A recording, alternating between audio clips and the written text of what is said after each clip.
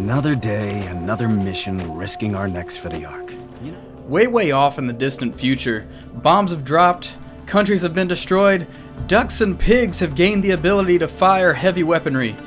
Everything you know is just a long-forgotten memory. There's a new order to society, and it starts with doing anything to survive. This is the world we're living in Mutant Year Zero, Road to Eden by the Bearded Ladies.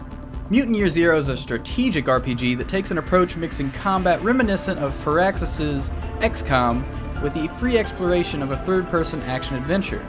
Year Zero pulls this off fantastically by prioritizing stealth as the best way to approach an enemy encounter.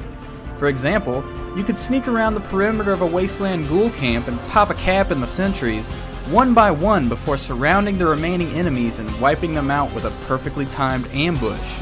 The ways that an encounter can be won utilizing your mutant's strength is truly satisfying and makes you feel like a badass road warrior, Mel Gibson style. The ability to move around freely when not engaged with an enemy makes the planning stage of the encounters much more fluid than its contemporaries.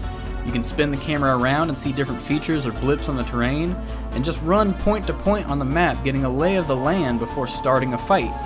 In games like XCOM, the map is on a consistent grid, and getting from one side to the other can be a slog. This makes Mutant Year Zero so easy and satisfying to plan attacks, which is a godsend in this style of tactical RPG. However, that's not to say that Mutant Year Zero is an easy game in general. In fact, the only difficulty options are normal, hard, and very hard, with the Tony Stark Iron Man toggle for all three. I found that even on the lowest difficulty, with high-level characters, you can still wind up in impossible situations if you don't have a solid plan. If you do not plan, you die. It's that simple. There's permadeath in this game, so you can lose your mutants for good.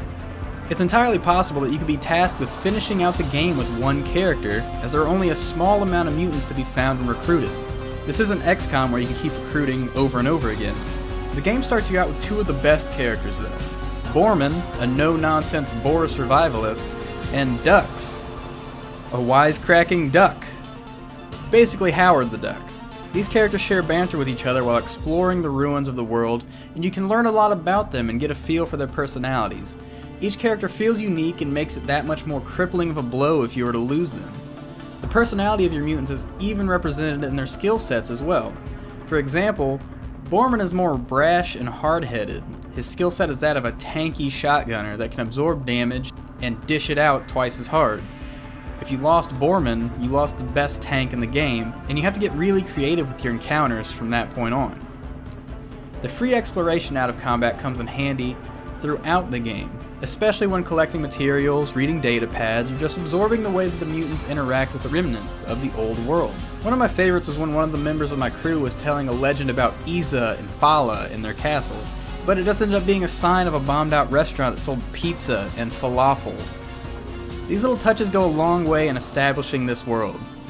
The game is packed with these moments that pop up on each map on the surprisingly short titular Road to Eden.